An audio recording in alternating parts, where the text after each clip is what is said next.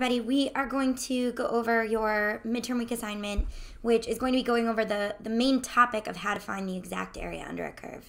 This is something we're going to practice a ton, so if this seems very technical right now, that's fine. We'll practice this when we get back. This is really an introduction and you starting to get used to the notation. So we're going to start on the front page of your assignment. The whole right side of the page where it says reflection, I just left that space for you to take notes for yourself, write whatever you need to write, but I'm really going to be focusing on the description and the picture. The more you can visualize what we're doing here, the easier this is going to be to actually understand what's going on. So with that said, let's get started. And at certain times, I'll ask you to pause and kind of think through some stuff on your own, so please do that. So we're going to start with this first one, which is that our goal here is to find the exact area under this curve from A to B. In other words, we want to find the integral from A to B of f of x dx. And so what we're looking to find here is the exact area underneath this curve, which is hard because it's not just broken up into typical shapes. So the strategy we talked about last class was using something called a Riemann sum, which was breaking it up into small rectangles. The more rectangles we have, the better the approximation would be. So that's what we're going to start with right here. We're going to say, okay, let's look at one specific rectangle in a Riemann sum. So let's look at this one, and we are going to call that point right there xk. So that x coordinate is xk. And the reason that we call it that is important. It is because of how many rectangles we could fit in here. So we call that location xk because, and we have it right here, we can fit k rectangles between A and xk. So if I look at this, I can fit k rectangles in this space. And so we call this xk because it's the kth rectangle, okay? And each of those rectangles is a uniform width. So each of those rectangles we say is delta x wide. So what I'm saying here is that this is the kth rectangle. We're fitting in all these other rectangles here, and they are each delta x in width. So I'm figuring all these other ones here, and they're each delta x wide, right? So k rectangles that are each delta x wide, okay? Hopefully that makes sense. Because we know that information, we can call this location xk something different. We can call it A plus k times delta x. Now let's look at where that comes from. A was our starting location, right? So A was our sort of initial location there. And if we start at A, we are going to add in k rectangles that are each delta x wide. So one rectangle would be delta x wide, and there are k of them, so we can multiply that by k. So the width from here to here, we know each rectangle is delta x wide, and there are k of them, so we can add k rectangles that are each delta x wide.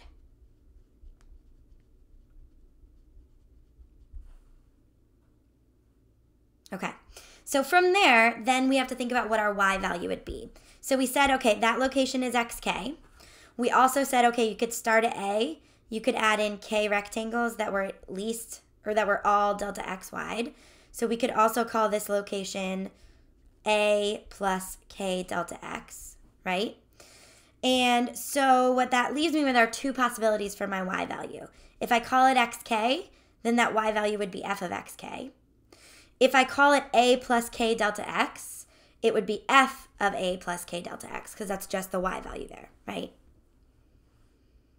And so then the area of that rectangle, the width is delta x, and the height is your y value. So the area is the width, which is delta x, times the height, which is the y value. So now that's the area of one rectangle. If I want the area under the entire curve, then I would say, okay, take the area of one rectangle, right? So width times height. And we're going to sum that up. Remember, this sigma notation means sum. From the first rectangle to the nth rectangle. So we're adding up the areas of all of our rectangles. And now to make it the exact area, we're going to take the limit as the number of rectangles approaches infinity. And that will give me the exact area under the curve. So I know that this is very technical. When you see something like this, you're looking at this and going like, whoa, whoa, whoa, whoa, whoa. But I want to kind of just break it down again. So let's look at this one more time. Remember that delta x is our width, right? F of that is our y value, so that's our height. So that's the area of one rectangle. The sigma, or the sum, tells me to add up all of the areas, which is what we did in the Riemann sum. And the limit says now we want infinitely many rectangles, right? Take the limit as the number of rectangles approaches infinity. And that would give me the exact area under the curve. So here's what I would like you guys to do. I want you to pause the video. This sort of goes through that same notation. So this is the original summation. And then we go to the limit and what do each of these things mean. Pause the video, see if you can explain that to yourself. When you hit play, I'll go back through this quickly. Okay, so hopefully you've paused it. Hopefully you've looked through this. Let's look at what this means one more time. So we're going to start with, I'm going to choose a color that's not blue. We're going to start with a particular x value, and we're going to think about that as xk, because we know that there are k rectangles that could fit before it, right? So there's k rectangles in here. Okay? And so if I want the area of that rectangle, I would do the width, which is delta x, times the height, which is your y value at xk, right? So the area of one rectangle would be delta x times f of xk. So that's the area of one rectangle. The sigma tells you to add up the areas of all the rectangles. So this is saying add the areas of all n rectangles under the curve. Right? That's what that's saying. Now, we add this limit here because we want the exact area. So we want the number of rectangles to approach infinity. So we take a limit, but because ideally we want infinitely many rectangles, right? Now, from there, we're going to just do a little bit of converting. So remember that we've replaced our xk with something else. We know that our initial value on the interval is a, right? So we start at a. And then we know in here that there are k rectangles that are each delta x wide. So to get to xk, we could start at a and then add that in. So remember, a is our initial, right? And we're adding k rectangles that are each delta x wide. So another way to say xk is a plus k times delta x. And then all I did here was sub that in. And this is the formula you're going to see for the exact area under the curve. So this is the formula for exact area under curve. And obviously in math, we want to kind of write that in as succinct a way as possible. So we use this notation where we basically take an S and we stretch it out. And it winds up looking like what's called an integral symbol. So that integral is the sum of the areas of the rectangles from A to B, where your areas are your y value times your delta x value, okay? Now, I know, we're very technical here. So let's just talk through this one more time. Here's the formula that you're going to be expected to know. And once we use this a little bit, this will make more sense. F of x is just your function, right? F of x is your function. A is the lower bound of your interval, right? It's the bottom part of your interval. B is the upper bound of your interval. And then delta x, right? Delta x is the width of one rectangle, okay? So that's what I'm saying. So let's look at how this works in action, and we're going to start with a really basic one. So sketch the region bounded by f of x equals 2x and the x-axis from 1 to 2. So at 1, that would be at 2. At 2, that would be at 4. So I'm looking at this. Now, I know that we could find the area under that just by using, like, formulas that we already know. But we want to be able to extend this to work for any sort of function. So we're going to start with sort of a basic one. So on the interval from 1 to 2, if we portion that into 4 equal subintervals, what would the width of each one be? Well, we know that this is 1 wide, right? And if we portion that into 4 intervals, we would be doing 1 divided by 4. So each would be a quarter wide. Now, what if we portioned it into n equal intervals? Because remember, we're making n triangles. So we have 1 is our width, and we're portioning that into n rectangles. So that is my delta x, right? My delta x is 1 over n. This is the width of one rectangle. Now, if we call one of our subintervals the k subinterval, then xk would be our initial plus k times delta x. So in other words, our initial here was 1. And then k times delta x, k times the width of the rectangle. So k times the width of one rectangle, which was this. And again, that's because from 1, we could fit k rectangles in there, right? That were each delta x wide, or each 1 over n wide. Now, knowing that, we could sub that into our f of x. And remember, f of x here is 2x. So our y value there would be 2x, which is this. Right? That's our y value, 2 times x. And then we're going to write an expression for our area. So remember, area is your y value. Whoops, that's not a highlighter. Times your delta x, right? And so your y value here was 2 times 1 plus k times 1 over n, right? This is your height. And your width is your delta x. And the width of each rectangle we said was 1 over n. So that's the area of one rectangle. Now, to write it in sigma notation, let's start with the rectangle. We know the rectangle will be height. So that's our y value, times our width, right? This is height times width. We are going to add up all of the rectangles from the first rectangle to the nth rectangle. And then we are going to take the limit as the number of rectangles approaches infinity. So this is what the formula for the exact area under that curve would look like. I know, it looks crazy right now. These will get easier. All right, let's look at another one. So let's look at this one. Now we are looking at the same function. We're partitioning it into n subintervals, and we're going from 3 to 7 instead. So the width of one subinterval. Well, this interval is 4 wide, and we're breaking it up into n subintervals, so each one would be 4 divided by n.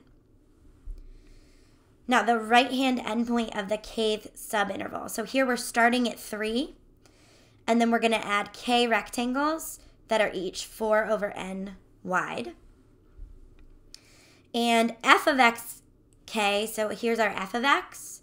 So f of xk would be 2 times xk, which was what we got above.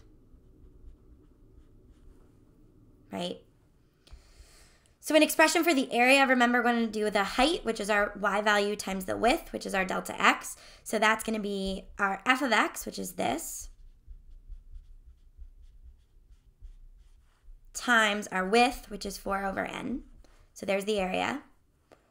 A Riemann sum, we could calculate that. We know how to do that from last class. So the area written as a limit would be the sum of the areas of our rectangle. So there's y times x from the first rectangle to the nth rectangle. And now we want to take the limit of that as the number of rectangles approaches infinity. I know, it looks crazy. This will get easier. All right, let's try a couple more. So we're going to write an expression for the area of each of these regions. So let's start with the first one.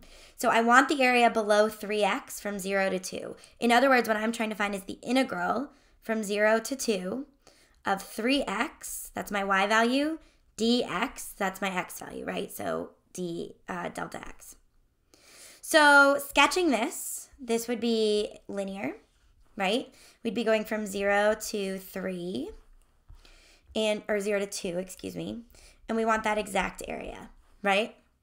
So let's think about it. Our initial here, right, our a value is 0, okay? Our width of a rectangle, our delta x, well, this is 2 in width, and we're trying to fit n rectangles there. So the width of one rectangle would be 2 over n. The xk, right, the coordinate of this particular point, xk, you would start at 0 and then add k rectangles that were each 2 over n wide. And so your y value there would be Remember that f of x is 3x, so it would be 3 times that. Okay? So that's what I know. That's sort of the background information that I need here.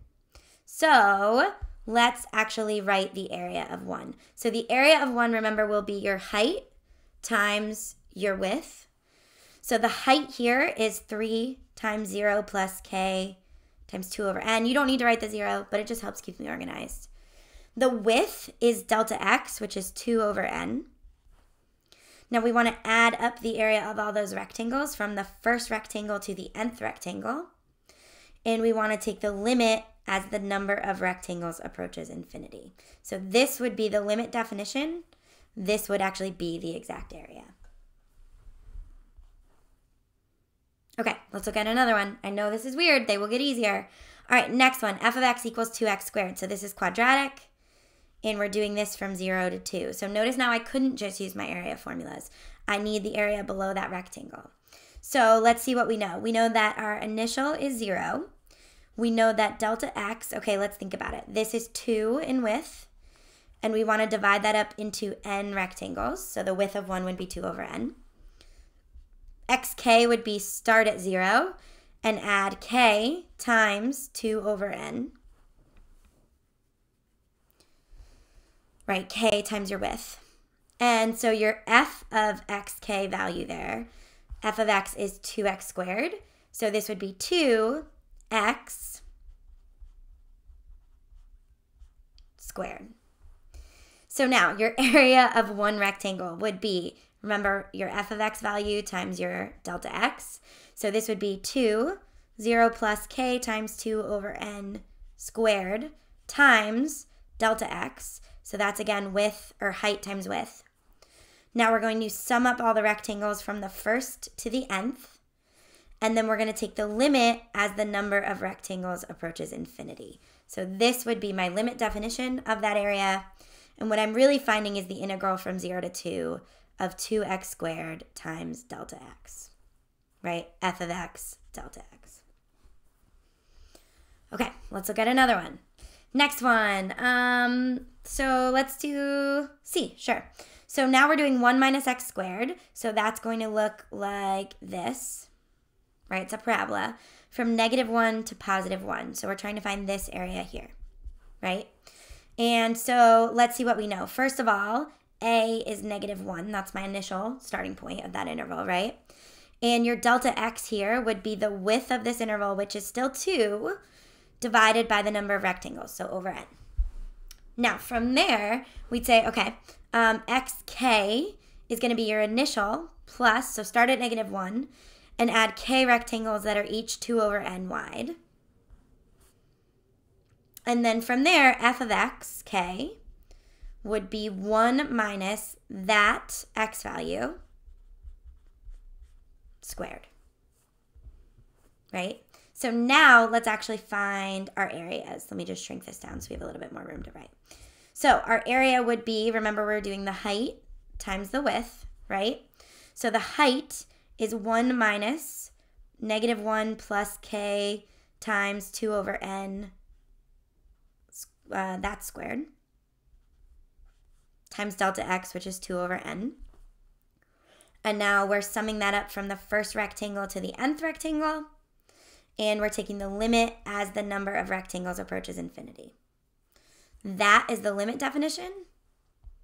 And that would give me the exact area from -1 to 1 of 1 minus x squared times delta x.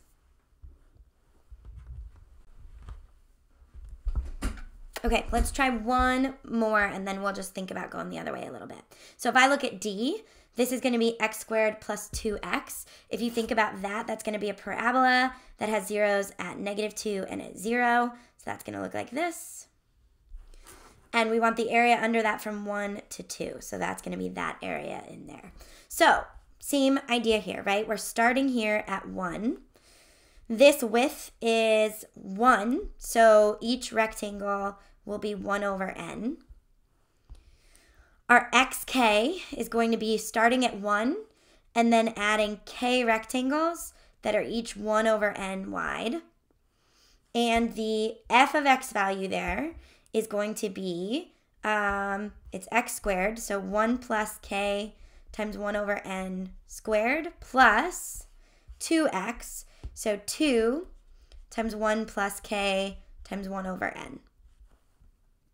Right, that's x squared plus 2x. So now our limit definition of that exact area would be, right, we're going to do height times width. So the height is your f of x value. So 1 plus k times 1 over n squared plus 2 times 1 plus k times 1 over n times the width, delta x, which is 1 over n. We're going to add up all those areas from the first rectangle to the nth rectangle, and we're going to take the limit as the number of rectangles approaches infinity. That's the exact area. In simpler calculus notation, it would be the integral from 1 to 2 of x squared plus 2x dx, right? Delta x, so width times height. I know this is tricky. We will get there. This will be something that comes with practice. This is just an intro to it, okay? Now, last thing we're going to talk about is going the other way. What if I give you the Riemann sum and I ask you to go backwards? So this one's missing a limit, so I'm just going to add that in. So with these, here what I would start with. I would always say, what is our delta x? And what is my a value? And if I can figure those out, normally the rest falls into place. So remember, we're adding up the area of rectangles. So I know that this, right, is my delta x. This is my f of x. So that's what I know in my head. My delta x is 3 over n. And so what that tells me is that the width of my interval is 3. Now notice, in this equation, we have 3 over n times k, right? That's really k times 3 over n. And so what that tells me is that this is my a value, right? A plus k delta x. And so my a value is 5. So this is the integral from 5 to something. Well, we know the interval is 3 wide, so it's going to be the interval from 5 to 8. And now let's figure out what our function is. We are doing sine of this expression, so it's going to be sine of x, and then this is delta x, so that's just dx.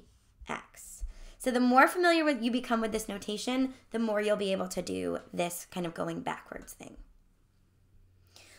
All right, same thing with this one. So this one, it looks deceiving at first. So this is why I would say always start with your delta x. This right here is your f of x. This right here is your delta x.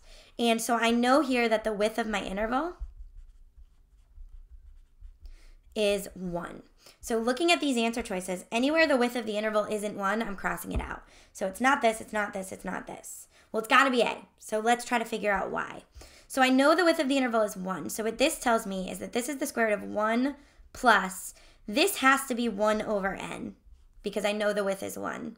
I know the k is there, which means that 3 is just a coefficient here, right?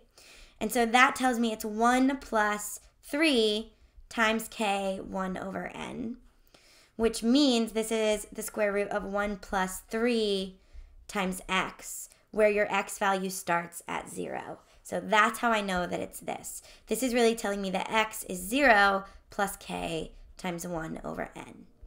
Now, if you followed that one, I would say that one's like a super hard one. So if you felt good about that, that's great.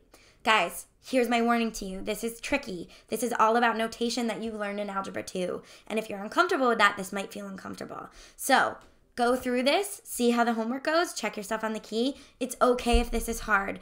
All we're doing the day we get back to school is practicing this. And that's why I wanted you guys to get a preview of it over break, so I'm not trying to cram it all in your face and then move on when we get back.